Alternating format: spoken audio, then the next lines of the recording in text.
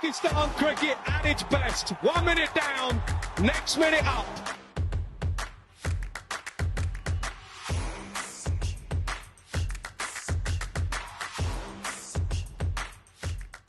Thank you very much, everybody, for joining me once again. Shadab here, bringing you another exclusive interview. I'm delighted to be joined by somebody whose work I've admired for many years. He's been in press boxes with myself for many years, and we go through the highs and lows within the press boxes of Pakistan cricket, side by side.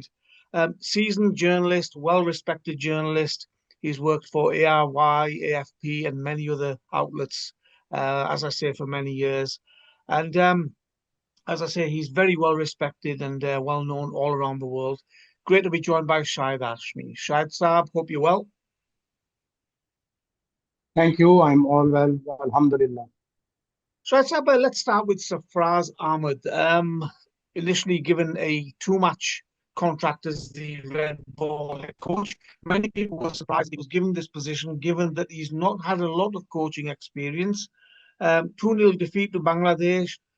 There's some stories saying that he's going to be retained. He's going to be given further opportunities, which I think many people feel he should. Others are saying that he's going to be replaced by another former player. Can you give us the latest news on this, please? Well, what I am hearing is that there'll be quite a few meetings of PCB chairman Mohsin Naqvi. He's very busy. He was working day and night on that US-Iran war. We have been the communicator between US, Iran, and Pakistan. So he was very busy. So now he's got some time at the weekend, and we are hearing that there will be quite a few meetings in which he will decide future of a lot of people in Pakistan cricket setup. These are very drastic times as far as Test cricket is concerned, although we have been doing well in ODIs, although against under-strength, depleted side and being trumpeting a 2-1 victory, although Australians were missing 8 key players, and now they are losing to Bangladesh. They've gone 2-0 down today. So these are very tough times for Pakistan cricket, especially for red ball, because we are going to play 2 test matches in the West Indies and 3 against England. And the way England beat New Zealand in 3 days, the signs are very ominous. West Indies, although they lost 3-0 to Australia last year, but their fast bowlers captured 57 of the 60 wickets. So who's going to bat for Pakistan in the Caribbean? Who's going to face Shama Joseph? Because we were shivering. Our batsmen were shivering against Nahid Rana's speed in the 2-0 defeat in Bangladesh. There will be 4 Ranas there in the West Indies: Shama Joseph, Jayden Seals, Keemer Roach if they select him, Alzari Joseph, Justin Graves. They have got 4 or 5 very good fast bowlers, and as I said, that they got 57 of the 60 Australian wickets. If we bat well, then West Indies, we can beat West Indies, but England would be very tough. So these are very tough times. So Pakistan Cricket Board is very determined to make things better for Pakistan in the red ball cricket. So that's why they are considering giving Younis Khan the role of head coach for these 5 test matches. Although Younis will definitely demand a period of 2 years, because if you keep someone, if you give someone a job, at least give him 2 years, because Sarfaraz was given the task for the Bangladesh series. It was quite premature for Sarfaraz because he didn't have or he doesn't have experience of coaching at international level. He was doing a mentorship for Pakistan under-19. So, and since he had played with all these players, Mohammad Rizwan, Salman, Agha, and all these players, so it looked quite odd and quite premature for Sarfaraz to take Pakistan's red ball head coach. So what I am hearing is Younis Khan will be head coach and Sarfaraz will assist him for the Caribbean tour and England tour. Just on Younis Khan, Shahid Saab, for many years since he's stopped playing for Pakistan, his name has been mentioned again and again for various roles within the Pakistan Cricket Board. And every time he's sort of turned the Pakistan Cricket Board down or he said he's not available. What's changed now? And do you think Younis Khan is the right man to bring some sort of stability in the red ball format? But only time will tell that he's the best choice for Pakistan in the red ball cricket.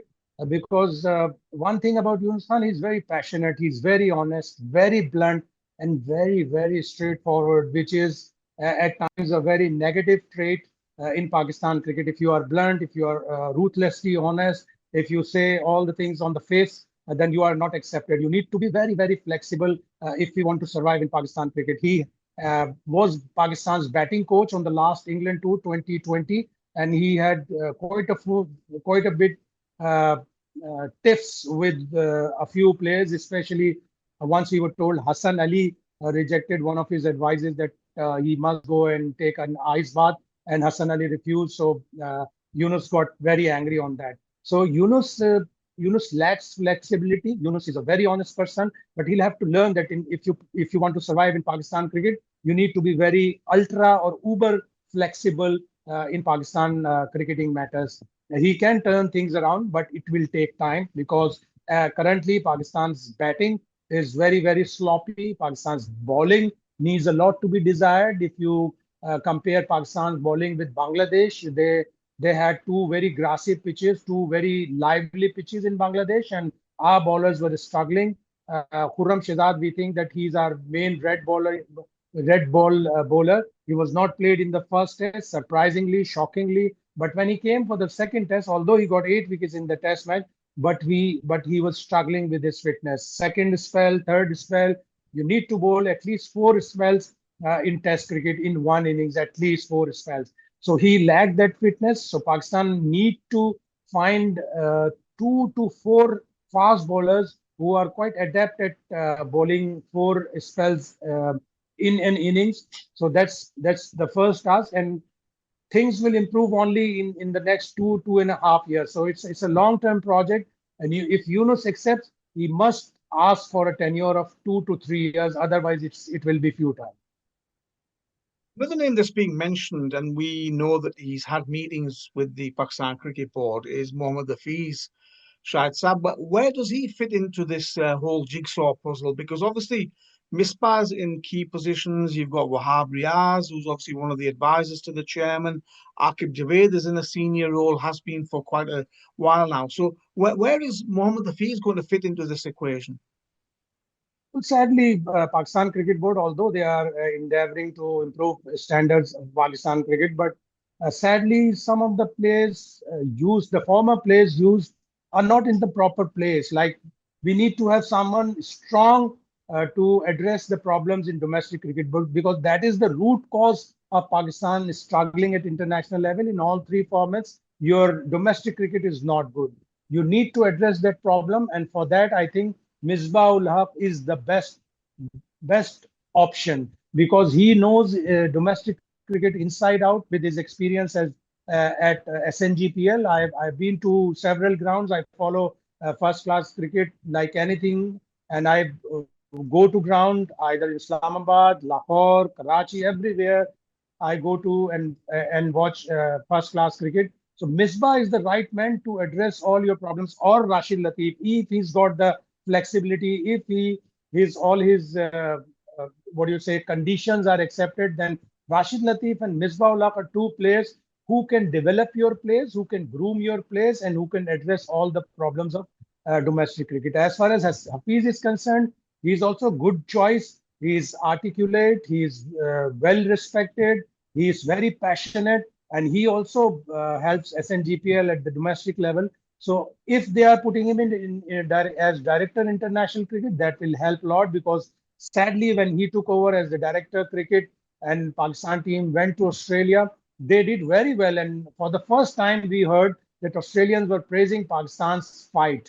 And they said that although Pakistan lost 3-0, but had they batted properly, had they held their catches, they would have at least won the series 2-1, or at least drawn the series 1-1. And from there on, Pakistan Test cricket like plummeted to newest lows. They lost to West Indies, finished 9th in the World Test Championship, and that is why, because you are not having proper players at the proper places. So if you put Hafeez again, you have to give him 2 to 3 years chance. He will communicate. He will improve your FTP, he'll improve, and he'll get you a lot of test matches, a lot of ODIs with top level countries, because he told me, and some of the people in Australia, in Pakistan's consulate in Australia, told me that he discussed a lot of options, a lot of junior level tours with Cricket Australia, and had he been retained, those tours would have been materialized. That's how you're talking about 2, 3 years. In Pakistan cricket, 2, 3 months is a long time. Even 2, 3 weeks is a long time. Yeah, sadly, this is the real truth. And everyone, whenever a coach comes, we said that he's not a coach, he's an interim coach. Well, we've seen Jason Gillespie, Gary Kirsten, Mickey Arthur, all these guys come, and they're there for what seems like 2 minutes and then they're gone. So the coaches we've had, the high quality coaches, it's just such a shame that they aren't given longer periods. Well, Jason Gillespie and Gary Kirsten episodes were the most sordid in Pakistan cricket history. And in the last 10, 12 years, they were high profile coaches. Gary Kirsten, especially now, he's with Sri Lanka. And in the next 1.5 year before the 2027 World Cup, you will see a totally changed Sri Lankan team. Had he been retained, he would have addressed Pakistan's problems very, very properly, because he's got a strong CV leading India to 2011 World Cup glory. And then he coached in South Africa. He's coached at various places with credentials. So that was the sordid chapter in Pakistan cricket. Then Jason Gillespie left. He coached Pakistan to their first victory in ODI series in Australia after 22 years. Since 2002, we won a series. And then suddenly, when he left, even though Pakistan won a series in South Africa 3-0, first time a team whitewashed South Africa in an ODI series in South Africa, and nobody is going to tell us. I've been asking everyone, Aqib Javed and Rizwan and Salman Agha and Fakhr Zaman, that what happened to a team that won in Australia after 22 years and then whitewashed South Africa 3-0, and then suddenly the captain was changed. He was rested from the series against Australia. So we are having quite a few wrong things, despite Pakistan Cricket Board being very determined to improve their standard. But if you do 5 things good and make 2 things wrong, then all your what do you say, edifice plummeted and crashed. It seems that Shaheen Shah Afridi has done enough to keep the ODI captaincy for now, having beaten Australia 2-1. But there's rumours persisting about Shan Masood's Test captaincy and also Salman Ali Agha's captaincy in the T20 format. Can you bring us the latest updates regarding that? I think Shan Masood's days as Pakistan Red Ball captain are over, because if you lose 12 of the first 16 tests, and someone very reliable told me that since the start of Test cricket, 1876, it's been almost 150 years. If you count the top 8 countries, barring Bangladesh, Afghanistan, and Ireland, who are very new entrants into the Test cricket, there were 332 Test captains of all these 8 top countries, and no one lost first 12 of his 16 Test matches. So it's quite a unique thing, but very, very, I think, sympathy to Shan Masood. He's a nice chap, well educated, well articulated. And when he went to Australia, had Pakistan won there 2-1 or at least drawn the series 1-1, things would have been totally different, because he would have got the confidence. He knows the root causes of why Pakistan team is not doing well. But in the Bangladesh series, I saw a very helpless Shan Masood. I thought, I may be wrong, I thought, and I can say it with authority, that I thought that players of the team did not accept him as a Test captain. And if you see the reviews, he was very, very, he tried very hard to convince Mohammad Rizwan and others to get that review on Liton Das, 52 not out, and then he went on to score 100, scored added 162 runs from 116 for 2, and the test match was done and dusted. Had Shan Masood taken a bold stance, he knew that Liton Das is one nemesis of Pakistan test team, be it in Rawalpindi, be it in Dhaka, be it in Sylhet, everywhere he scored runs. So he should have taken that punt, should have taken that bold decision of deciding himself. But maybe the fear of losing another review, because that was the last review, if I remember it correctly. So he looked very helpless. Otherwise, he's a very good chap. He was not scoring runs. He scored 170 in the last innings or in the first innings of the second test match. Otherwise, his runs column was really, really poor. And if you are not scoring runs, you are not inspiring other players. And what about Salman Agha, Shahid Saab as T20 captain? There's obviously question marks over him as well. Yes, I'm hearing that Shadab will be the next T20 captain, and Salman Agha will be handed over the reins of Test team, which will be quite logical because he's one of the best performers in Pakistan cricket. Although Rizwan, Shan Masood, Salman Agha, all three have done very well in the last 1.5 years. But captaincy, again, you need to be very inspiring. You need to be someone who the dressing room follows, who dressing room comes behind you. Everyone should accept you as a captain. And I think Salman Agha will be the right choice, although I fear that Pakistan will lose all 5 test matches on their way to Caribbean and England.